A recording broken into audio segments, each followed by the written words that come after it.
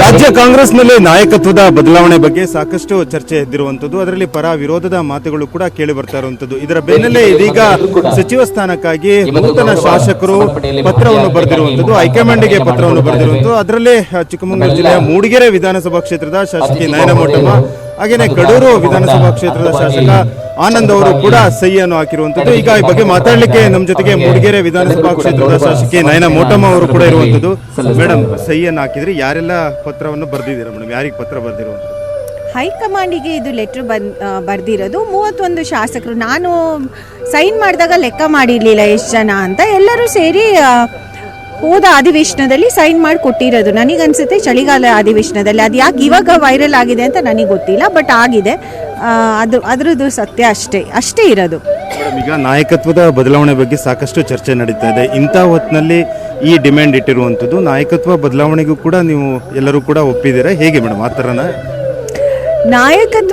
ನಾಯಕತ್ವ ಬದಲಾವಣೆ ಬಗ್ಗೆ ಅಂದ್ರೆ ನಾವು ಎಲ್ಲರೂ ಸ್ಪಷ್ಟೀಕರಣ ಕೊಟ್ಟಿದ್ದೀವಿ ಅಂತ ಅನ್ಕೊಂತೀವಿ. ಎಲ್ಲರೂ ಹೈಕಮಾಂಡ್ ಮೇಲೆ ಬಿಟ್ಟಿರೋದು. ಅಂದ್ರೆ ಮುಖ್ಯಮಂತ್ರಿಗಳು, ಉಪಮುಖ್ಯಮಂತ್ರಿಗಳು ಎಲ್ಲರೂ ಹೇಳಿದರೆ ಅದು ಹೈಕಮಾಂಡ್ ಡಿಸಿಷನ್ ಅಂತ. ಅದಕ್ಕೆ ಎಲ್ಲ ಶಾಸಕರದು ಸೇಮ್ ಬದ್ಧತೆ ಇದೆ. ಹೈಕಮಾಂಡ್ ಏನು ಡಿಸಿಷನ್ ತಗೊಳುತ್ತೆ ಅದಕ್ಕೆ ನಾವೆಲ್ಲರೂ ಬದ್ಧರಾಗಿರ್ತೀವಿ.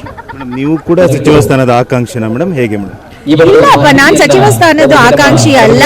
ನಾನು ನೆಕ್ಸ್ಟ್ ಎಲೆಕ್ಷನ್ ಗೆಲ್ಬೇಕಾಗಿರೋ ಆಕಾಂಕ್ಷಿ ಅಷ್ಟೇ. ಆ ಕೆಲಸ ನಾನು ಚೆನ್ನಾಗಿ ಮಾಡಬೇಕು.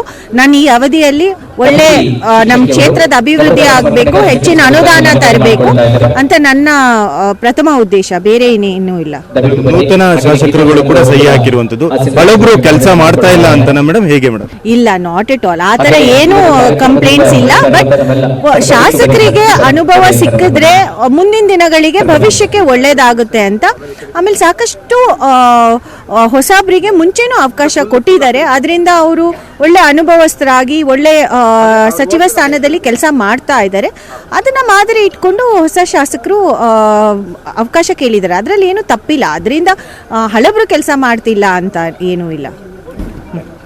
ಇದಿಷ್ಟು ಮೂಡಿಗೆರೆ ವಿಧಾನಸಭಾ ಕ್ಷೇತ್ರದ ಶಾಸಕಿ ನಯನ ಮೋಟಮ್ಮನವರ ಮಾತಾಗಿರುವಂಥದ್ದು. ಚಿಕ್ಕಮಗಳೂರಿನ ಕ್ಯಾಮರಾಮನ್ ಶ್ರೀಕಾಂತ್ ಜೊತೆಗೆ ಆಲ್ದೂರ್ ಕಿರಣ್, ಏಷ್ಯಾನೆಟ್ ಸುವರ್ಣ ನ್ಯೂಸ್.